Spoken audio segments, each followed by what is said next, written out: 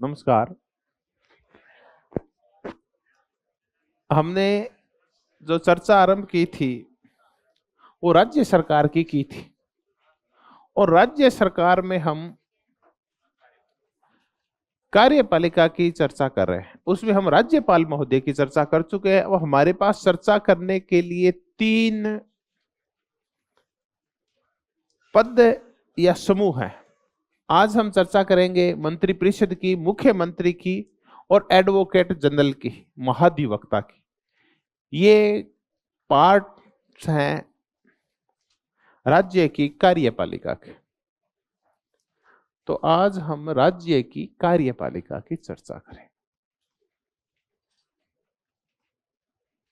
और इसमें हम चर्चा करेंगे राज्य की, ये नया टॉपिक है,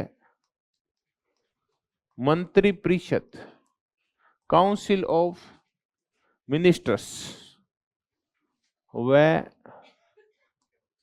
मुख्यमंत्री।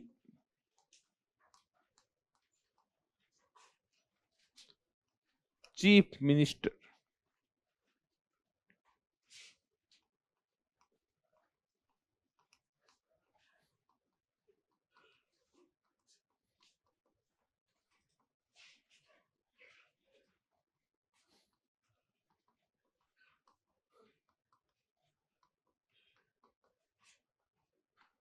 Chief minister, council of ministers and sorry chief minister.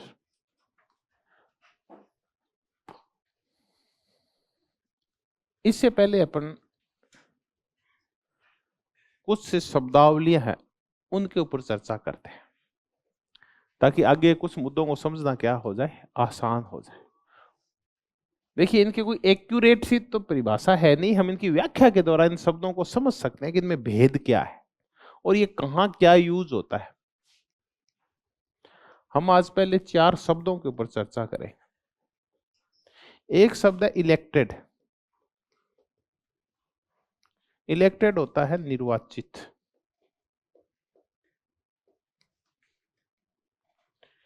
एक शब्द होता है नॉमिनेटेड। नॉमिनेटेड होता है नाम निर्देशित।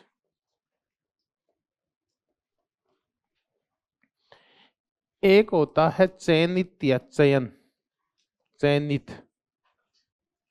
चूज।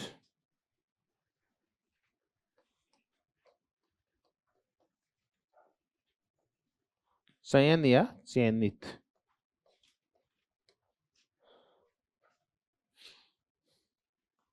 एक होता है नियुक्त, अपॉइंट। अपॉइंट होता है नियुक्त। अब ये शब्दावलियां कहां कहां प्रयुक्त होती है। निर्वाचित,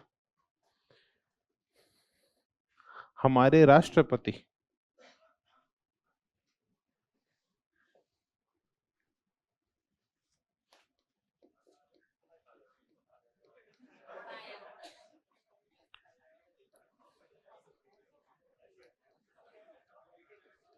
उपराष्ट्रपति,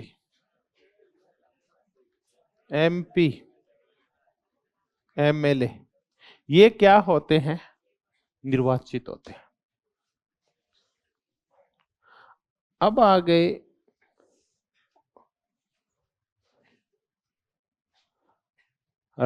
नॉमिनेटेड कौन होते हैं। नॉमिनेटेड होते हैं राज्यसभा के 12 एमपी। नॉमिनेटेड होते हैं Anglo Indian. 2 Anglo Indian Lok Sabha में और 1 एंग्लो इंडियन राज्य की विधानसभाओं में, ये नॉमिनेटेड होते हैं। उसके बाद राज्य विधान परिषद या विधान परिषद ही कह देते हैं अपन। विधान परिषद, किसी भी विधान परिषद के 1/6 सदस्य यानी एमएलसी।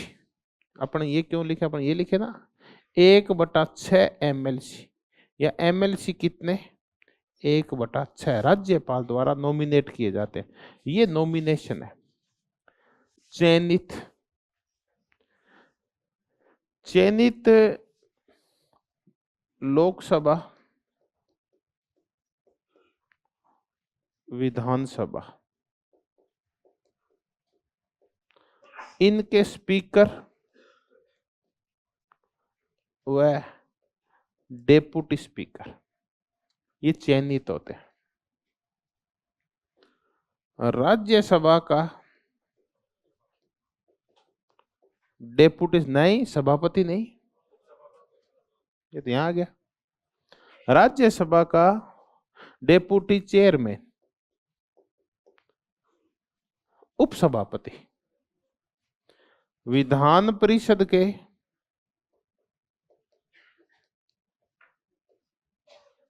कौन कौन बताओ, दोनों, सभापति व उपसभापति।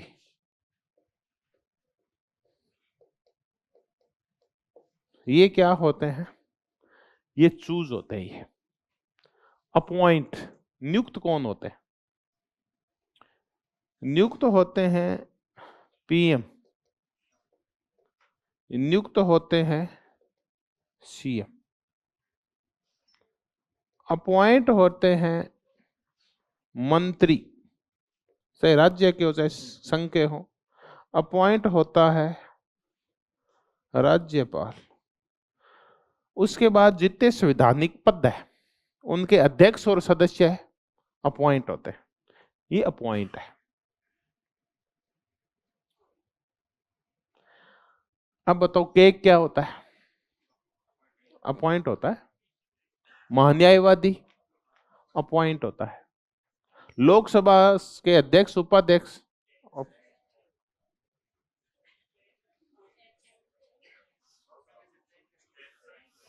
लोकसभा के अध्यक्ष और सदस्य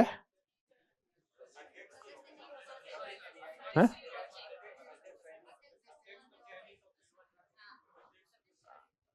लोकसभा का अध्यक्ष चूज में आएगा। नहीं, मैं लोकसभा का नहीं कह रहा, मैं लोक सेवा आयोग है।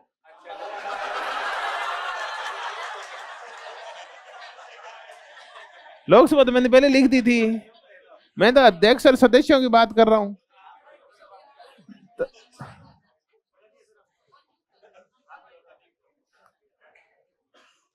मैं चर्चा कर रहा था लोक सेवा आयोग के, हाँ छोड़ो इसको, यूपीएससी और पीएससी के चेयरमैन और मेंबर्स वो अपॉइंट होते हैं।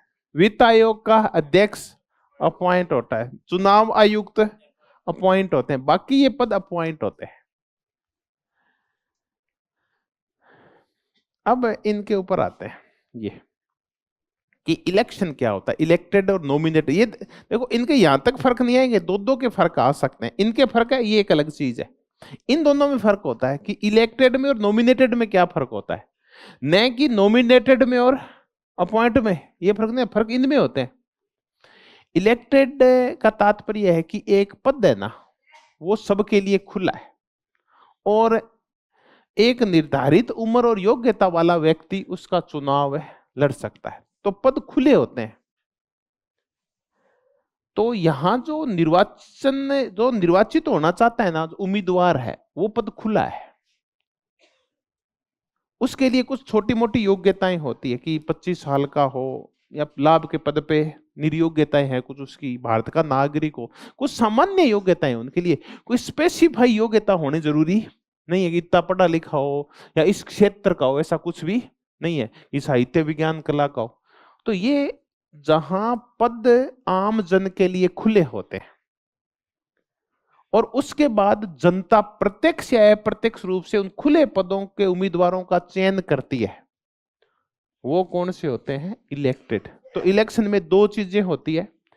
एक तो जो पद है वो क्या होता है, खुला होता है। निर्धारित योग्यता पूरे करने वाले हजारों करोड़ों लोग इसके दावेदार हो सकते हैं। पद खुला होता है।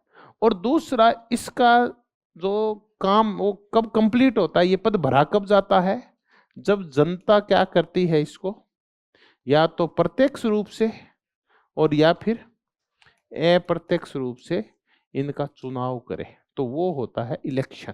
खुला पद और जनता के द्वारा, मतलब एक बहुत बड़े वर्ग के द्वारा उनका निर्वाचन किया जाना अपने पॉपुलर वोटों के माध्यम से, वो होता है निर्वाचित।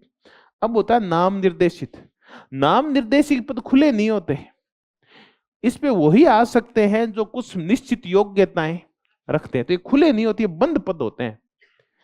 राज्यसभा में इनमें वही आ सकता है जो कौन होगा, क्या काय का होगा। एक बार रखो, जब वो समाज सेवा, साहित्य, विज्ञान, कला या सहकारिता का विशेष ज्ञाता होगा या एक विशेष योग्यता रखेगा, हरेक के लिए खुला नहीं होता, ये हरेक के लिए खुले थोड़ी है। राज्यसभा में 4 योग्यताएं वाले और लोग, इसमें विधान परिषद में 5, उसमें सहकारिता जोड़ दी, या फिर एक उसकी योग्यता क्या होनी चाहिए, एंग्लो इंडियन।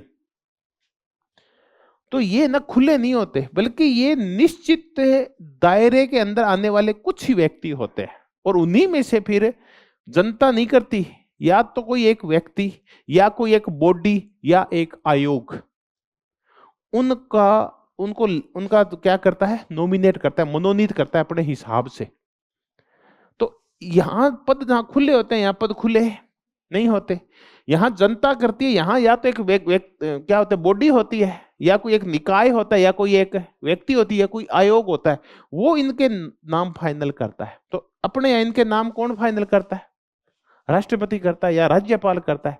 तो देखिए जनता नहीं करती, तो यहां ये खुले भी नहीं होते हैं, कुछ निश्चित योग्यताएं, निर्धारित योग्यताएं हैं, कुछ ही लोग बन पाते हैं। दूसरा, जनता से इनका कोई संबंध नहीं होता, बल्कि ये एक बॉडी के द्वारा मनोनीत किए जाते हैं, उसकी इच्छा है कि उनमें से किसको मनोनीत करे।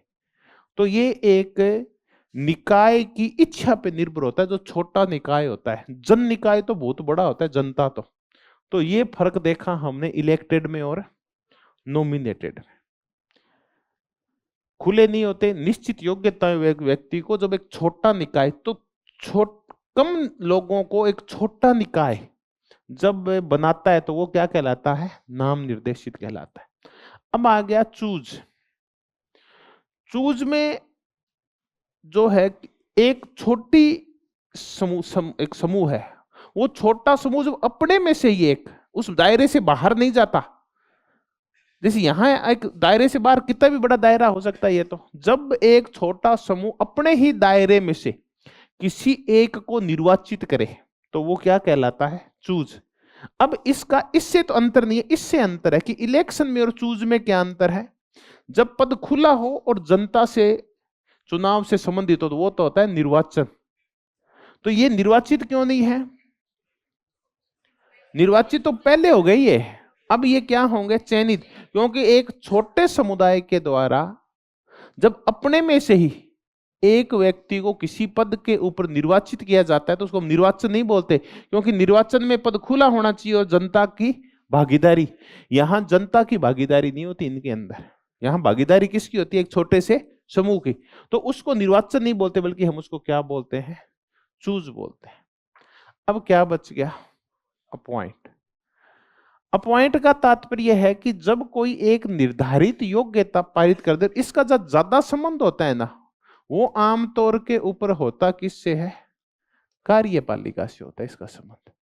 जबकि इनका संबंध ज्यादा किससे होता है, विधायिका से इनका ज्यादा संबंध होता है। इनके अधिकांश पद, अधिकांश नहीं, देखिए राज्यपाल ये तो दोनों का पार्ट है, लेकिन फिर भी ये मूलतः किससे संबंधित होते हैं, ये कार्यपालिका से। कार्यपालिका में जब एक निर्धारित योग्यता वाले व्यक्ति को या एक निर्धारित शर्तें पूरा करने वाले व्यक्ति को जब किसी एक निकाय के द्वारा, एक आयोग के द्वारा या एक व्यक्ति के द्वारा किसी पद के ऊपर बिठाया जाता है, जिसने निर्धारित योग्यताएं पूरी कर रखी है या निर्धारित बहुमत को प्राप्त कर रखा है, तो उसको हम क्या बोलते हैं, अपॉइंट। अब इसमें और इसमें फर्क क्या है, इसमें आपको चाहिए विशेषज्ञता, इसमें भी आपको विशेषज्ञता चाहिए, लेकिन ये जो पद है ये काय का है, विधायिका का है, और इसमें जो योग्यता चाहिए ये पद काय का है, कार्यपालिका का है। या किसी को महान्यायवादी बनाना है तो उसमें भी तो योग्यताएं होनी चाहिए। क्या योग्यता होनी चाहिए कि वो एक विधि का विशेषज्ञ तो होना ही चाहिए ना, विधि का ज्ञाता होना चाहिए। यहां किसका ज्ञाता होना चाहिए? यहां ज्ञाता होना चाहिए कला, साहित्य और विज्ञान का। तो देखिए योग्यता तो यहां भी है, यहां भी योग्यता है, लेकिन इस और इस योग्यता में फर्क ये है कि ये जो योग्यता चाहिए ये एक विधायी निकाय के लिए चाहिए और ये चाहिए एक कार्यपालिका। तो ऐसी योग्यता जब कार्यपालिका निकाय में चाहिए तो उसको हम क्या बोलते हैं? अपॉइंट। और यहां चाहिए तो उसको क्या बोलते हैं? नॉमिनेटेड। दोनों कहां तक सिंगुलर चलते हैं? वहां तक सिंगुलर चलते हैं कि योग्यताएं निर्धारित होती है, वो ही बनता है। योग्यताएं निर्धारित, योग्यताएं निर्धारित। मंत्री कौन बनेगा? योग्यता निश्चित है कि वो पहले से संसद का सदस्य होना चाहिए। प्रधानमंत्री, सीएम कौन बनेगा? पीएम, सीएम वो जिनके पास बहुमत है हो। राज्यपाल एक निर्धारित योग्यता वाला व्यक्ति, उसके बाद बाकी और चीजें भी डिसाइड है। तो इस एक राज्यपाल को अगर छोड़ देना विवाद इस पद को, तो बाकी हमें ये लगेगा कि ये कार्यपालिका से संबंधित होता है। पीएम, मंत्री, आपके कैग वगैरह ये सारे।